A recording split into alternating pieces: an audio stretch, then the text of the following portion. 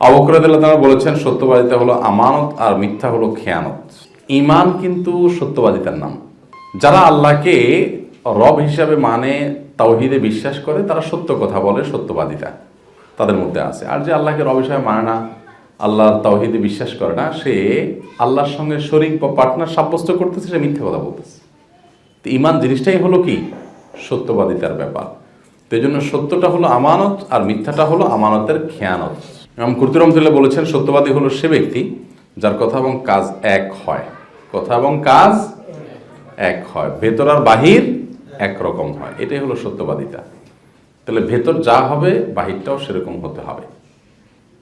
দুই রকম হতে পারবে না। আমাদের ম্যাক্সিমাম মানুষেরই দুইটা রূপ আছে, দুইটা পরিচয় আছে, আর কারোর কারোর আরো বেশিও আছে।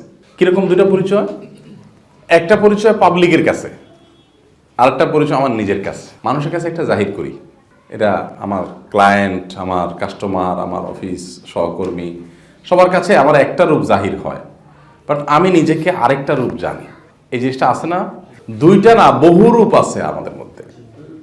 অনেকে দেখবেন যে হুজুরদের সাথে যখন মিশছে তখন মাশাআল্লাহ, আল্লাহ বিল্লাহ, সুবহানাল্লাহ, তাল্লাহ, জিকির আজকার, কারণ এই ধর্মীয় আবহ, এখানে সে এটা। একই লোক কোনো সাংস্কৃতিক অনুষ্ঠানে গেছে, সংস্কৃতি মানে ধরেন বলো গান বাজনা, আচ্ছা, সাংস্কৃতিক অনুষ্ঠানে গেছে, ওখানে যা উনি দেখবেন যে ধুমধা একার পুরা ইউ হয়ে গেছে। এরকম আছে না? তাহলে রূপ দুইটা এখানেই হয়ে গেল। হ্যাঁ, এরপরে আপনি ক্রেতার সাথে রূপ একরকম, বিক্রেতার সাথে আরেক রকম, বইয়ের সাথে একরকম, আর কাস্টমার যদি মহিলা হয় আরেক রকম। আপা বসেন বসেন, এই আপনার চেয়ার দাও, কি খাবেন আপা, চা না কফি? আর বইয়ের সাথে এই তুমি সারাক্ষণ জ্ঞান জ্ঞান করা ছাড়া কাজ নাই তোমার বাসায়, একটু পর মেসেজ দাও, একটু পর মেসেজ দাও, কোনো কাজ করতে পারি না। একই কথা মহিলাদেরও, যে অপরিচিত পুরুষ আসলে যত সুন্দর করে কথা বলে নিজের স্বামীটার সাথে, তাহলে রূপ ওখানে একটা, এখানে আরেকটা।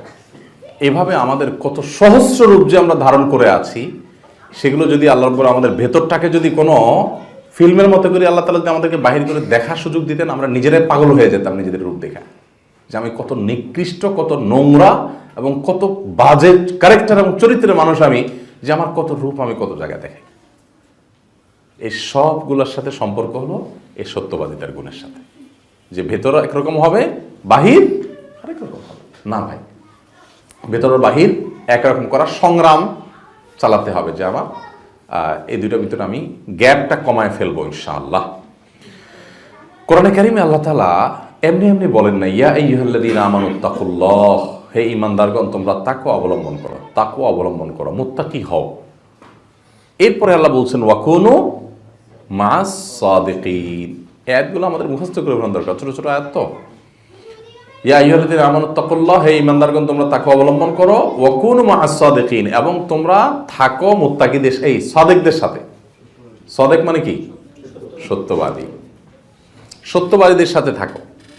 মুত্তাকি হতে হলে যারা সত্যবাদী তাদের সংস্রব, তাদের সান্নিধ্য, এটা অবলম্বন করো। আপনি সমাজে আশপাশে খুঁজলে পাবেন বহু লোক, যে তুলনামূলকভাবে আপনার কাছে মনে হবে যে আপনার নিজের চাইতে সে সলিড, মানে ভেজাল কম, ভেতর আর বাহিরের মধ্যে গ্যাপ কম। এই মানুষগুলো হয়তো কোনো বড় আলেম না, বড় কোনো হুজুর না, বড় কোনো মার্কালা মানুষ না, বড় কোনো পপুলার মানুষ না, এমনকি সমাজে তাদের কোনো ভ্যালু নাই, বাট সরলতা আছে, 2 নাম্বারই নাই, মুনাফিকি নাই, কপটতা নাই, ভেজাল নাই, চালাকি নাই। চালাকি বলতে আমি চালাকিকে নেগেটিভ অর্থে বলতেছি, সে চালাকি নাই। এরকম মানুষ কিন্তু আছে সমাজে, খোঁজ করলে পাবেন। আমি এরকম মানুষ পেলে আমি মানে আঠার মতো লেগে থাকার চেষ্টা করি। মাশাআল্লাহ, আমি তো এরকম হতে পারতাম, চেষ্টা করি। এই মানুষগুলোর সাথে থাকা, এটা মুত্তাকি হওয়ার জন্য সহায়ক। তাদের সাথে বন্ধুতা করা, তাদের সাথে আত্মীয়তা করা, তাদের বাসায় আসা যাওয়া করা, তাদের সাথে উঠা বসা করা, তাদের প্রতিবেশী হওয়া, হ্যাঁ, তাদের সাথে কাজ কারবার করা, তাদের সান্নিধ্যে যাওয়া, এগুলো মানুষের মধ্যে ভালো গুণ সৃষ্টি করতে সাহায্য করে। তাই মুত্তাকি হওয়ার জন্য এই প্র্যাকটিসটা খুব জরুরি, যে খুঁজে খুঁজে যে কোন লোকটা ফাউল কথা, বাউল্য কথা বলে না, বকওয়াস কথা বলে না, 2 নম্বরে মুনাফিকি করে না, সলিড মানুষ খুঁজে খুঁজে তুলনামূলকভাবে। আমি তো একেবারে আবু বকর রাদিয়াল্লাহু তাআলার মতো সত্যবাদী এই যুগে পাবো না, যেটা পাবো ওর মধ্যে ভালোটা আমাকে খুঁজে বের করি। আমার মসজিদ মুসল্লিদের মধ্যে সবচেয়ে ভালো মানুষটাকে, হতে পারে কোনো ভ্যানওয়ালা, হতে পারে কোনো চাকরিজীবী, হতে পারে কোনো ব্যবসায়ী, ওই মানুষের সাথে আমার বন্ধুত্ব হবে। বিশেষ করে আমার লিকেজটা ধরতে হবে যে আমার দুর্বলতা কোথায়, তাহলে এই দুর্বলতাটা নাই কার মধ্যে, তার সাথে আমার মিশতে হবে। তাহলে আমার মধ্যে এক ধরনের প্রেশার আমি ফিল করবো যে আমার মধ্যে এটা নাই আর এই লোকটার মধ্যে এটা আছে। যত বেশি তার সাথে চলবেন তত বেশি আপনার বিবেকে হেমার, আস্তে আস্তে ইনশাআল্লাহ পরিবর্তনের পথে আমরা যেতে পারবো।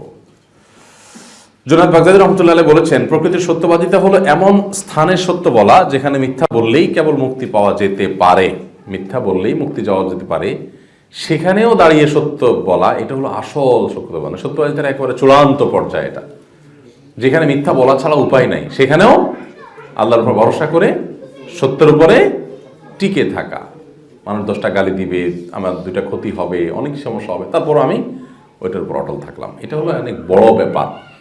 এই হলো বুঝতে যে আমি যেখানে মিথ্যা বলা ছাড়া উপায় নেই সেখানেও সত্য বলবো। অনেক ছোট হয়ে যাবো, অনেক গেলাম, সমস্যা কি? আমার তো টার্গেট আখেরাত। ওই যে এটাও সত্যবাদিতার ব্যাপার যে আমি আসলে কি চাই। মুখে তো বলতেছি আমি জান্নাত চাই, জান্নাত চাইলে তো আমার সব স্যাক্রিফাইস করতে হবে। এই জন্য সত্যবাদিতার এই পর্যায়টাতে আমাদের যাওয়ার চেষ্টা করতে হবে ইনশাআল্লাহ। সত্যবাদিতার গুরুত্ব আল্লাহ সুবহানাহু ওয়া তাআলা কোরআনে কারিমে বলছেন, একটু আগে যে আয়াতটা পড়ছিলাম এটাই সেই আয়াত, ইয়া আইয়ুহাল্লাযীনা আমানুত্তাকুল্লাহ ওয়া কুনু মা'আস সাদিকিন। ঈমানদারের অন্যতম বৈশিষ্ট্য হলো এই গুণটা, সত্যবাদিতা, আমানতদারিতা, সচ্চরিত্র, ওয়াদা রক্ষা করা, সাহসিকতা। এগুলো সবগুলোর উৎস আর শুরুই হলো এই সত্যবাদিতার উপর। আল্লাহ তাআলা বলেছেন, হে ঈমানদারগণ, বিশ্বাসীগণ, তোমরা তাকওয়াবান হও, মুত্তাকি হও এবং সবসময় সত্যবাদীদের সাথে থাকো। এটা 2টা আলাদা আলাদা আমল, একটা মুত্তাকি হওয়া, একটা সত্যবাদীদের থাকা। আবার অনেকে বলেছেন যে মুত্তাকি হওয়ারই একটা পন্থা হলো সত্যবাদীদের সাথে থাকা, সোহবতে থাকা। নবী সাল্লাল্লাহু আলাইহি ওয়াসাল্লাম বলেছেন, আলাইকুম বিসসিদক, তোমরা সত্যকে আঁকড়ে ধরবে, সত্যবাদিতাকে আঁকড়ে ধরবে।